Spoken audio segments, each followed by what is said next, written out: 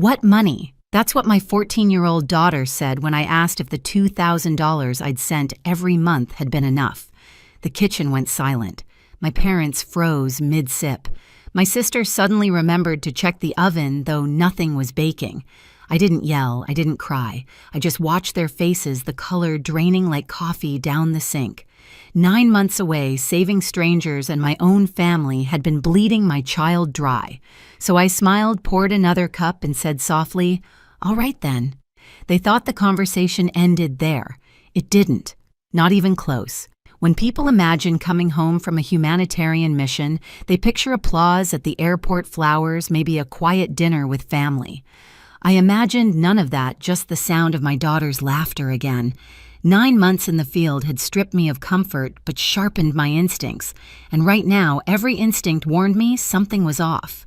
The terminal at Madison felt almost surreal, filled with blinking Christmas lights and cinnamon air freshener. My mother waved, first bundled in a fur-lined coat she couldn't possibly afford on retirement savings. My father followed with a stiff smile, holding a "Welcome Home, Dr. Lisa" sign, as if it made up for a year of distance. Ava wasn't there. "She's home baking cookies," Mom said cheerfully. "She wanted to surprise you." The drive home was quiet, except for the hum of the SUV, sleek new, and nothing like the old pickup they'd owned for years. A leather tag still hung from the gear shift. Mom talked about a kitchen renovation, Dad mentioned golf lessons, and my sister Brooke texted nonstop in the back seat. They asked about the mission, the surgeries, the children I'd treated overseas, but their questions sounded rehearsed, obligatory. When we pulled into their driveway, I noticed how polished the house looked. The old shutters replaced fairy lights wrapped perfectly around the porch railings. Even the front door was new dark walnut with a frosted glass panel. Dad refinished everything himself, Mom said proudly, but the faint chemical smell of fresh paint told me a contractor had done the work. Inside the house was glowing. A towering Christmas tree sparkled with gold ribbons. New furniture filled the living room, still smelling faintly of packaging foam. On the mantel sat a framed photo of Brooke and her husband at a vineyard in California. No photo of Ava, no photo of me. Then I saw her. Ava was in the kitchen, frosting cookies in her oversized sweatshirt, her hair in a messy bun. She dropped the piping bag the second she saw me and ran, nearly knocking me over. "Mom!" She cried, her arms tight around my neck. I could feel how much taller she'd grown, how much thinner, too. "You're really here," she kept saying, touching my face like I might disappear. My throat tightened. "I missed you so much," I whispered. Dad cleared his throat. "Dinner's almost ready. We kept it simple, roast chicken." We sat down to eat. Ava talked nonstop about her school, her new friends, a science project she was proud of. My mother smiled too brightly. Brooke arrived halfway through, a diamond bracelet glittering on her wrist.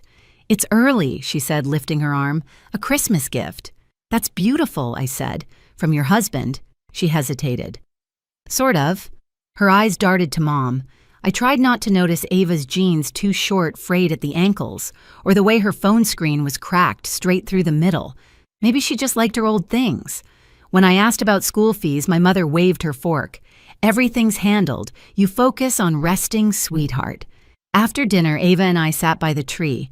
She rested her head on my shoulder, and for the first time in months, the world felt steady. I didn't even care that I could still smell antiseptic from my suitcase. "Did Grandma and Grandpa take good care of you?" I asked softly. She nodded. "Yeah. They said money's been tight, but we managed." Money's been tight. The phrase echoed in my mind.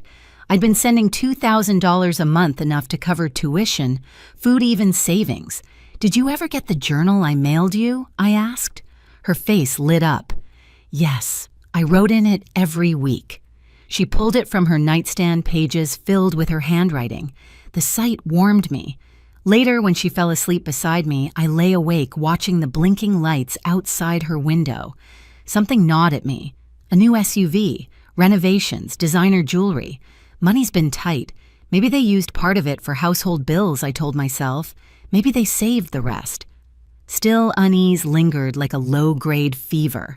I stepped into the hallway and caught my parents whispering in the living room. "She'll ask," my father said quietly. "Then stick to the story," my mother replied. She's exhausted. She won't push. My pulse thudded. I'd spent 9 months holding lives together with little more than gauze and grit, and somehow it was here back home where the real wound waited. When I slipped back into bed beside Ava, I brushed a strand of hair from her face. She stirred, mumbling, "Don't leave again, okay?" My voice broke a little. "Not for a long time, sweetheart." Outside, the wind pushed against the windows, and somewhere downstairs a floorboard creaked under quiet footsteps. I told myself it was nothing, but deep down I knew. The next morning smelled like cinnamon and coffee. Ava was already in the kitchen, humming, wearing one of my old sweaters that swallowed her frame. The sight of her should have been pure joy. Instead, my attention snagged on the duct tape patch across her winter boots by the door. "Morning, sweetheart," I said, pouring coffee. Did the money I sent every month help? 2,000 should have been plenty. Right? Ava froze mid-bite of toast. What money? The question hit harder than anything I'd faced overseas. I blinked, trying to process. The money I transferred to Grandma and Grandpa for you. Her brows furrowed, confusion written all over her face. They said you couldn't send money, that you were struggling with expenses where you were. The spoon in my cup clinked too loud. My parents had gone pale. My mother forced a smile. "Honey, maybe she misunderstood." Ava looked between us. "No, I didn't. You said we had to be careful with spending, that Mom was having trouble even feeding herself over there." My father cleared his throat. "Who wants hot chocolate?" The words hung in the air like smoke. Brooke appeared in the doorway, pretending to adjust her hair. "I'll make it," she said quickly, already moving toward the stove. I smiled faintly. That sounds nice. Inside, my pulse slowed, not with panic, but precision. Years in emergency medicine had taught me when the bleeding starts, stay calm and locate the source. I looked at my parents. Their faces told me everything. The rest of the morning passed in forced normalcy. My mother fussed with decorations. My father claimed he needed to shovel snow, though the driveway was clear. I helped Ava clean her room, folding shirts that were all at least a year old. "You've grown so much," I said softly. "Did Grandma ever take you shopping?" She shook her head. "They said things were tight. So I got a job at the cafe down the street. I stopped folding. A job." "You're 14. "I like working," she said quickly. "Mrs. Rivera lets me keep my tips. It helped pay for school supplies." I forced a smile. "That's responsible of you." My throat burned as I spoke. Later, while she showered, I opened my banking app. Every payment had cleared 9 transfers, 2,000 each, perfectly on schedule. $18,000 sent, received, and apparently erased. I scrolled through messages from my mother, short updates about Ava, always cheerful. "She's doing great. Don't worry about anything here. Not a single mention of money." Maybe it was a misunderstanding, I told myself. Maybe they saved it for college. But the voice in my head, the same one that had warned me before countless emergencies, said otherwise. That evening, as we decorated cookies, I watched my parents more closely. Mom's diamond earrings sparkled under the kitchen lights. Dad joked about his new toy, the SUV outside. Brooke's bracelet glinted every time she lifted her glass. Ava's cracked phone sat beside her screen, held together with tape. At one point, Ava laughed. "Grandpa's car is nicer than the ones at school drop-off." Dad coughed into his napkin. My mother's eyes darted to me. I just smiled. "You deserve nice things, Dad." He didn't meet my gaze. After everyone went to bed, I sat alone at the dining table. The house was too clean, too staged, like a showroom trying to hide something. My fingers brushed over a pile of mail. Among the envelopes, one caught my eye. "Travel agency. Final cruise payment confirmation." I stared at it for a long time. Footsteps creaked behind me. Brooke stood in the doorway, arms crossed. "You're still up." "I couldn't sleep," I said. "Too much on my mind." She leaned against the wall. "Don't overthink things. Mom and Dad did their best." I met her eyes. "You knew—" Her lips parted. I knew they were struggling. That's all. I said nothing. Silence stretched until she shifted uncomfortably. "Anyway, good night." She left before I could answer. I returned to my room where Ava slept peacefully, one arm draped over her pillow. Her face looked younger, vulnerable. 9 months away, saving strangers, and my own daughter had been working weekends, selling her things, believing her mother couldn't afford groceries. My chest tightened, not from rage yet, but from grief, the kind you feel when something precious is contaminated. I remembered the final night before deployment, Ava's small voice. "Will you be safe, Mom?" And my promise. "I'll think of you every day and I'll come home." I'd kept my promise. They hadn't kept theirs. I reached for my phone, opened my contacts, and scrolled to one name, Dr. Naomi Pierce, my supervisor from the mission.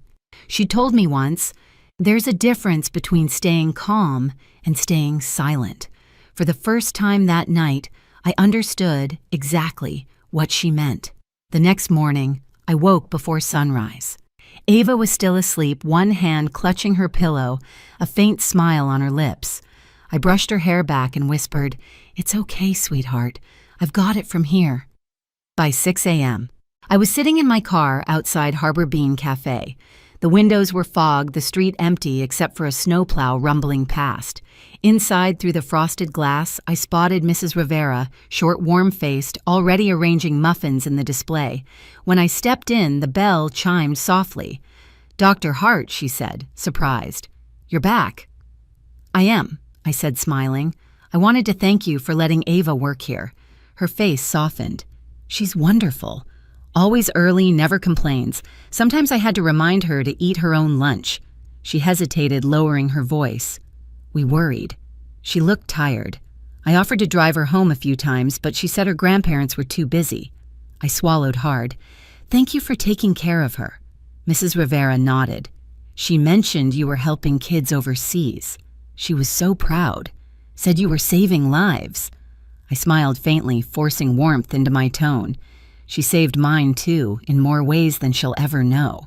When I left, snowflakes began to fall slow, deliberate, like the sky itself was pausing to think. My next stop was Madison High.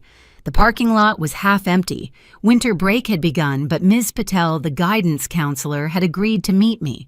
Her office was filled with motivational posters and the faint scent of peppermint. "I'm glad you came," she said. "Ava's a bright girl. Her grades slipped a little this spring, but she's been improving." "Slipped?" I asked gently. Ms. Patel nodded, turning her monitor toward me. "She started working weekends in March. She told her teachers she wanted to help with expenses at home. We recommended she cut back, but she said her grandparents needed her contribution." I stared at the screen. Tardy's missed assignments, fatigue comments. "Did anyone report this without evidence of neglect? There wasn't much we could do," Ms. Patel said softly, "but we were worried." "Thank you," I said. "You've done more than you realize." As I left the school, the sun broke through the clouds, a cold, distant light, but I felt something sharper than warmth, clarity. By noon, I was back at my parents' house. The living room smelled of pine and expensive candles. A new throw blanket still had a tag on it, made in Italy. I glanced toward the office door. It was ajar. Inside the room looked newly renovated, fresh paint, polished floors, a sleek new desk. I pulled open the drawers. Bills, receipts, travel brochures. One folder caught my eye, Caribbean Cruise, departure, February 12th. I opened it. Payment receipts, upgrade options, spa packages, all fully paid. Another folder held receipts for jewelry and furniture, each item totaling hundreds, sometimes thousands. My pulse stayed steady, but my jaw clenched. Then tucked beneath the papers, a small photo of Ava, her school picture bent at the corner. I picked it up, ran my thumb along the crease, and placed it carefully in my pocket. Behind me, the door creaked. My mother stood there, arms crossed, lips tight. "You shouldn't go through people's things." "I could say the same," I replied, turning. She blinked, playing innocent. "Excuse me." "The money," I said quietly. $18,000 meant for Ava. Where is it?" Her hand twitched. "We use some for household expenses, your father's medication repairs. You bought a new SUV I cut in, and a cruise." She stiffened. "We deserved something nice. We took her in, didn't we? You have no idea how hard it is raising a teenager again." "You're right," I said evenly. "I have no idea how hard it is to lie to one." Her face flushed. "Don't take that tone with me. You left. We did your job for you. I took a step closer, my voice calm but unyielding. No, you used my absence as cover. My father appeared behind her, looking smaller than I remembered. Lisa, we didn't mean… To steal, I asked, or to humiliate your granddaughter. His mouth opened, then closed. My mother turned away, muttering, "We'll pay it back." I smiled faintly. "Yes, you will." I walked past them out the front door, the cold slicing my face like truth itself. Sitting in the car, I called Dr. Naomi Pierce. She answered on the second ring. "Lisa," she said gently, "you sound steady." "That scares me." "I need advice," I said. "Family matter, financial exploitation, of a minor." Then document everything she said immediately. Receipts, statements, testimonies, and Lisa, don't confront them again until you're ready. Treat it like surgery, identify, isolate, and cut cleanly. I exhaled. I already started. Good. And remember, this isn't revenge, it's recovery. That night, I didn't join dinner. I spread papers across my bed, bank transfers, Ava's school notes, receipts, screenshots of texts. I made copies organized by month and labeled each file: payment, household luxury, deprivation evidence. When I was done, I placed the documents into 3 folders. One for me, one for them, one for my Aunt Helen, the only person in the family whose morality never bent. Before turning off the light, I opened Ava's journal. The December entry read, "Grandma says Mom's too busy saving the world to send money. I don't want to ask. I'll work more shifts." I stared at the words until they blurred. I thought of the countless patients I'd treated in makeshift tents, wounds cleaned, infections stopped, lives saved. And yet, my own family had been festering with rot I never saw. I closed the journal, slid it into my bag, and whispered, "Not anymore." The next morning, I transferred my savings into a new account with Ava as co-owner. Then I froze the old one, the one linked to my parents. I printed the statement of closure and tucked it into my folder like a scalpel into its sheath. As I zipped the bag, I caught my reflection in the mirror. My eyes were calm, calculating, not angry, focused. I didn't yell, I said under my breath. I did this. Christmas Eve arrived with the kind of stillness that comes before a storm. Snow draped over the neighborhood like silk, muffling every sound, every breath. Inside my parents' house, the smell of cinnamon and roasting turkey couldn't disguise the tension thick enough to slice through. I spent the morning helping Ava wrap presents. She hummed quietly, focused on folding the edges just right, as if precision could make up for everything she'd lost this year. I didn't tell her what I planned. She'd been hurt enough by their lies, but tonight she'd see the truth, and she wouldn't face it alone. By evening, the house was glowing with soft golden lights. Family filled every corner, my aunts, uncles, cousins, all dressed for celebration, unaware they were walking into a reckoning. Aunt Helen arrived last, her posture regal as ever, her eyes scanning the room with that quiet intuition that missed nothing. When she hugged me, she whispered, "You've got that look your father used to have before a courtroom battle." I smiled thinly. "It's not a battle, Aunt Helen. It's surgery." Dinner began like a performance. My mother moved through the kitchen with rehearsed grace, laughing too loudly, complimenting everyone's sweaters, her diamond earrings catching the light. My father poured wine, jovial, his hand only shaking slightly. Brooke sat beside him, scrolling through her phone, pretending not to notice my glances. Ava sat close to me, her hand occasionally brushing mine under the table, a small, silent tether keeping me grounded. Plates clinked, laughter filled the room, and for a fleeting moment I almost wished I could pretend. But the truth doesn't stay buried forever. It waits patient until you hand it a microphone. Halfway through dinner, my father raised his glass. To family, he said, his voice loud and confident, to sacrifice, to love that endures. I set my fork down. The room quieted almost imperceptibly. "That's a beautiful toast, Dad," I said softly. "But I think we should add one more word: accountability." My mother froze mid-sip. "Lisa, I just want to thank everyone for being here." I continued, my tone even polite. "It's been a long year for all of us. I've spent 9 months overseas, long shifts, no holidays, barely sleeping. But it kept me going, knowing Ava was home safe, cared for."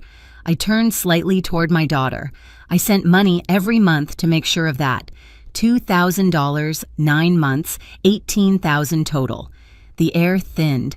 Brooke's bracelet caught the candlelight as her hand twitched. My father shifted in his chair. My mother's smile cracked. Yesterday, I said quietly, I found out that Ava never saw a cent of it. Someone dropped their fork. The sound hit like a gunshot. I looked at my parents. You told her I couldn't afford to send anything, that I was struggling to feed myself, while she worked weekends at a cafe and sold her things to pay for school supplies. Lisa, this isn't appropriate, my mother hissed. No, I said. It's overdue. My voice stayed calm, almost too calm. While Ava was skipping meals to save for a graphing calculator, you bought a new SUV, you renovated the kitchen, you booked a cruise. My father's jaw clenched. You're exaggerating. I slid a folder from beneath my chair and placed it in the center of the table. These are the payment records, bank statements, receipts, proof. Gasps rippled around the table as pages fanned out, dates, amounts, signatures. Aunt Helen leaned forward, eyes narrowing. $18,000 every dollar, I said, transferred from my account to theirs. Ava's voice cracked the silence. They told me you couldn't send money, Mom. My mother's hand shot out. Ava, honey, that's enough. No, it's not. Ava said, tears trembling in her eyes. You said Mom was struggling. You made me feel guilty for needing anything. Brooke pushed her chair back slightly, mumbling, maybe this should wait till... Sit down, Aunt Helen said sharply. Brooke froze. My father exhaled heavily, rubbing his forehead. Fine. We took some of the money. We used it for the house for bills. You mean the spa packages and jewelry, I interrupted. He looked up, face reddening. We took care of your child, Lisa. That costs money. You can't put a price on time and effort. Actually, I said I did. $2,000 a month. You just spent it on yourselves. You don't understand, my mother began. I understand perfectly, I said. You wanted comfort. You wanted reward. And you thought I'd never come home early enough to find out. Aunt Helen turned toward my parents, disbelief in her tone. You let that child work weekends while you went shopping. My father tried to regain control. Helen, this is family business. Exactly, she said coldly. That's why I'm furious. The tension broke like a wire snapping. Voices rose. Chairs scraped. The Christmas lights flickered as if reacting to the chaos. Through it all, Ava sat rigid, tears streaking down her face, her small hands balled into fists. I reached over, resting my hand on hers. You did nothing wrong, sweetheart. Do you hear me? She nodded weakly. My mother's voice cracked. We'll pay it back. We just needed time. I reached into my bag and pulled out a second envelope, placing it beside the folder. You'll have time under agreement. She blinked. What is that, an official restitution document, I said. Prepared by my organization's legal advisor. You sign it tonight or I file formal charges for financial exploitation of a dependent minor on Monday. Gasp spread again. My father's voice thundered, You'd take your own parents to court. I looked him dead in the eye. If it protects my daughter? Yes. The house fell into silence so heavy you could hear the faint crackle of the fireplace. Then a knock at the door. Every head turned. 3 slow, deliberate knocks. My mother whispered, Who could that be? I didn't move for a moment. Then I rose, smoothed my jacket, and opened the door. On the porch stood a courier in a heavy coat, snow on his shoulders, holding a thick envelope stamped with the logo of Global Medical Relief. Delivery for Dr. Lisa Hart, he said. I took it, thanked him, and closed the door. My father's face drained of color when he saw the seal. This, I said, holding it up, contains copies of that restitution form. 1 for each of you and 1 for Aunt Helen. Helen stood, taking her copy before they could speak. I'll make sure this is handled properly, she said, her voice firm as steel. My mother collapsed into her chair, face pale. My father stared at the table, jaw tight. Ava wiped her tears, watching them, with a mix of hurt and quiet power. I trusted you, she whispered. No one answered. I gathered the folders, slid them back into my bag, and stood tall. You wanted to toast a family. Here's my version to honesty, to consequences, and to the day a 14-year-old girl learned what strength really looks like.